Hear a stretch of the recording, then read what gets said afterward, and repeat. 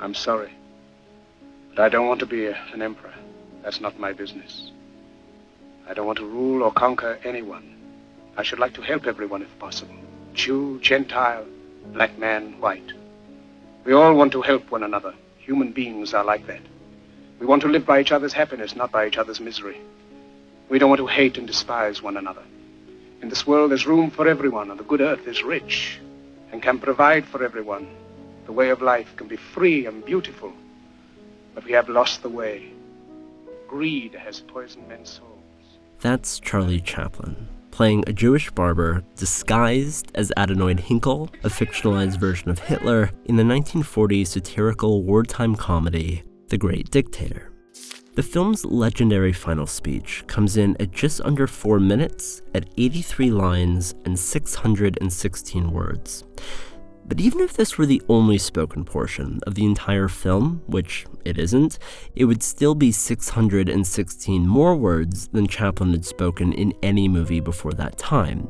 Well, English words anyway, but I'll get to that in a minute. The brilliance of Chaplin, whose silent tramp persona for more than 20 years had already been one of the most recognized figures in the world, had always come from his ability on a micro scale to tell a joke, but on the macro to convey an entire story, not through words, but through movement. In 1931, Chaplin wrote in the New York Times, "The silent picture is a universal means of expression, whereas talking pictures," he criticized, "necessarily have a limited field. Unlike our dialects and our vernaculars, movement and laughter are languages accessible without translation." Chaplin's opinion on the necessity of language, or the lack thereof, is maybe most waggishly illustrated in his 1936 hit, Modern Times. At the climax of the film, the tramp is meant to sing a song to a crowded restaurant, but can't recall the words, having accidentally tossed his shirt cuffs containing the lyrics across the room. But with a little prodding from the sidelines, he begins to sing anyway, in what would become the first sounds to ever come out of the tramp's mouth. Only, it wasn't in any language you could quite pin down.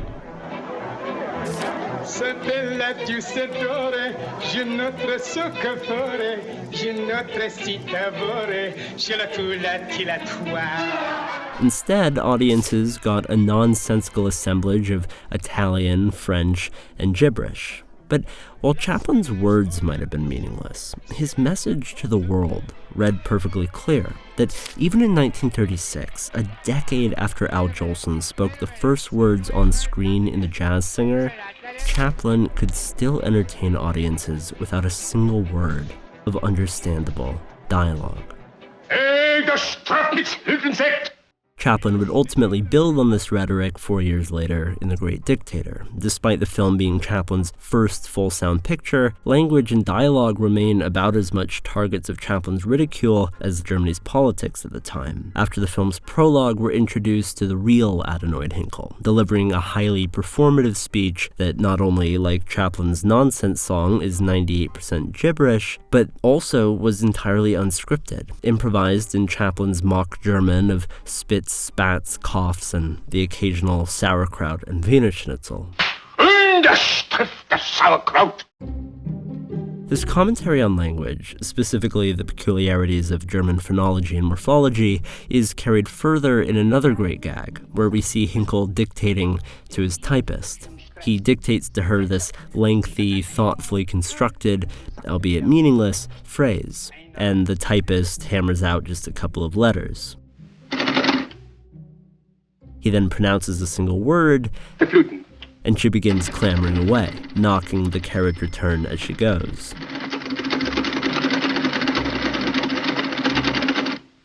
Period.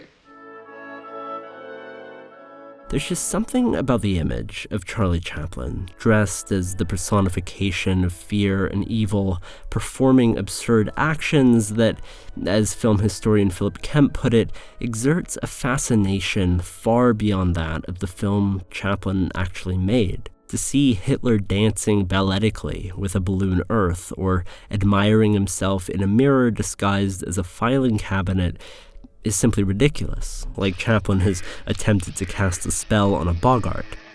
Ridiculous! The fact is, Chaplin took a tremendous risk making The Great Dictator, not only because in 1940 the US hadn't even entered into World War II, and Hollywood was reluctant to provoke European dictators with propaganda films, but more critically because Chaplin was attempting to make light of a situation that just wasn't funny. Chaplin later admitted, had I known of the actual horrors of the German concentration camps, I could not have made The Great Dictator. And indeed, despite the film's shining moments of witty satire, there are two moments of tremendous naivety.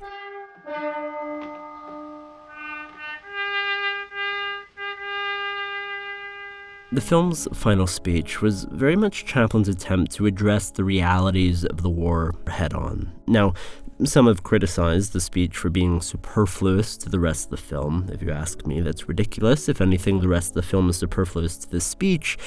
But if the final minutes of the movie feel tonally tacked on to an otherwise generally comical political satire, well, that's because they were. They were conceived of at the 11th hour before production began to replace an overly lighthearted and elaborate dance sequence.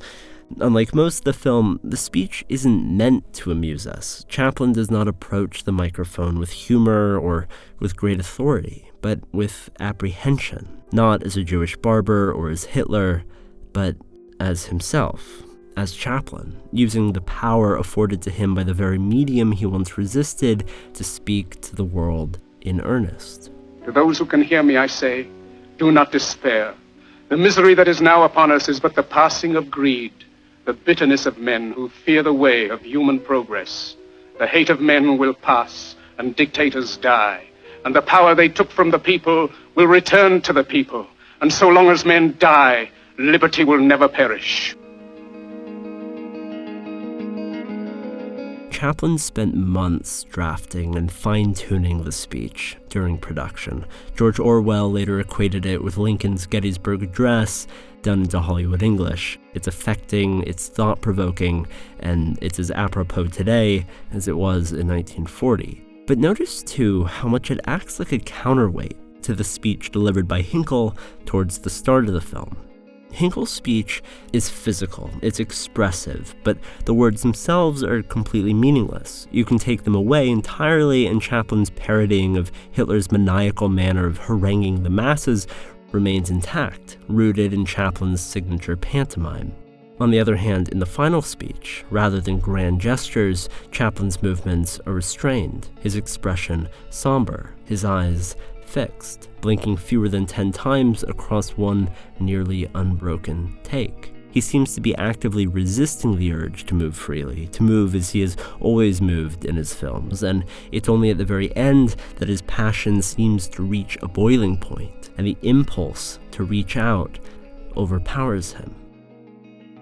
The scene's effectiveness comes almost entirely from its words and the innocence of Chaplin's voice. Where the sound could have been taken away from the first speech without any real loss to its potency, the opposite is true here. Take away the image, and you retain one of the most impactful and heartfelt verbal outpourings maybe ever. Don't give yourselves to these unnatural men with machine minds and machine hearts.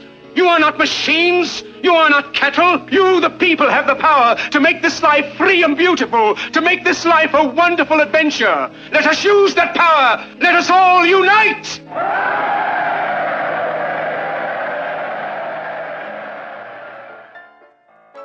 Now, the irony of such a sobering declamation being written by one of the greatest silent comedians is not lost. The Great Dictator would actually go on to be Chaplin's most successful box office hit, but as Richard Brody of the New York Times has said, Chaplin's artistic temperament is essentially not that of a performer, but that of a novelist, or rather of an 18th century moralist whose exemplary tales allude to the times and invoke a philosophical worldview.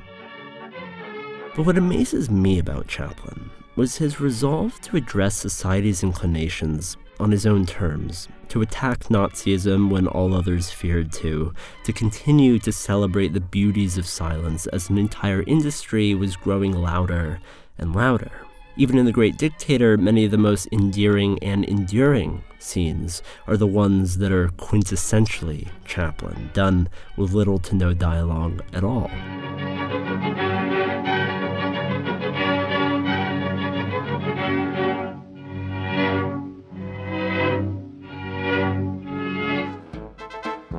Perhaps Chaplin's greatest gift was his ability to speak to the world in a language that at once spoke outward past the boundaries of nations and forward across the boundlessness of time. Hey everybody, today's video was brought to you by Mubi, a curated streaming service dedicated to elevating great cinema from all across the world. From iconic directors to emerging auteurs, Mubi's always got something new and amazing to discover. And that's because with Mubi, every film you see is hand-selected by a team of curators, giving you access to the best of cinema at your fingertips, streaming anytime, anywhere. I want to personally recommend you check out and stick through to the end the Noah Baumbach-directed Frances Ha, a very different sort of black and white comedy about the tribulations of New York life in one's middle 20s. The movie stars and was co-written by Greta Gerwig. You can watch Frances Ha or anything else streaming on Mubi for free with an extended 30-day trial if you go to mubi.com/CinemaStix. Again, that's mubi.com/CinemaStix for a whole month of great cinema for free.